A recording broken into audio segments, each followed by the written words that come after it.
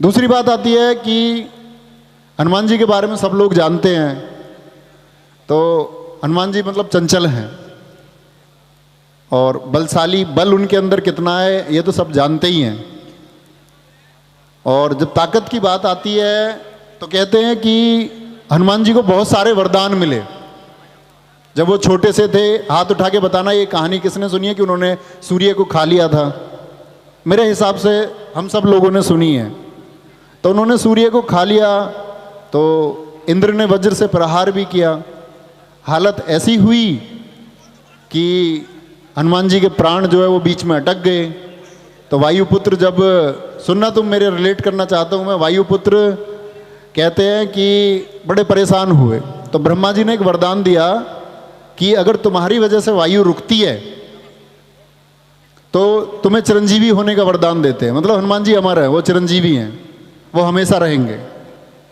तो हनुमान जी के अंदर शक्तियाँ तो हैं, शक्तियाँ आपके अंदर भी हैं, लेकिन कोई एक ऐसा होता है, कहते हैं कि हनुमान जी के अंदर जो भी शक्तियाँ हैं ये सब डिसअपियर रहेंगी, एक टाइम तक गायब रहेंगी, एक समय पर ये वापस मिलेंगी तुम्हें।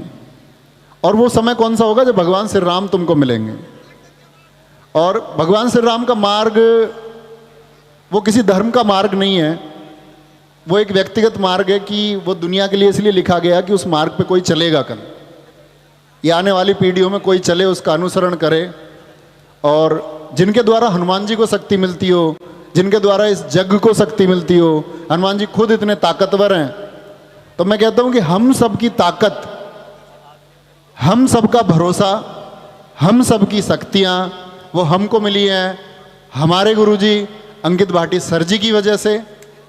और मैं तो मतलब सर बोलता भी नहीं, मैं तो भैया ही बोलता हूँ। तो मतलब एक फीलिंग होती है कि शायद ऐसा लगता होगा आप लोगों को कि भाई कुछ चीज़ें हम कैमरे के सामने बोलते हैं और एक शायद एक्टिंग या अभिनय हो सकता है, और कई बारी होता भी है। 100% सत्य कभी भी नहीं होता, कहीं भी नहीं होता।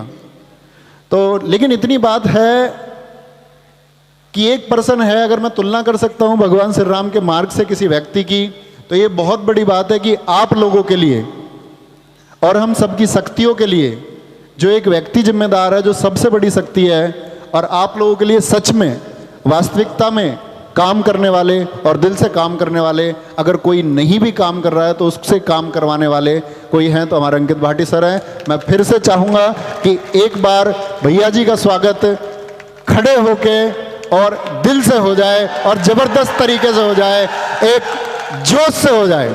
जितना जोश तुम्हारे अंदर है, मैं नहीं समझता कि इन 4 घंटों में तुम्हारी ताकत खत्म हो चुकी होगी।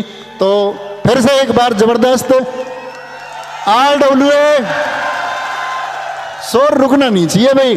अमर सर ने एक बात कही थी कि ये सहारनपुर के हैं, इनका रुक्का रुकेगा नहीं, तो रुक्का रुकना नहीं चाहिए। ठीक है, आएंगे भैया। अंकित भाटी सर, अंकित भाटी सर, RWA।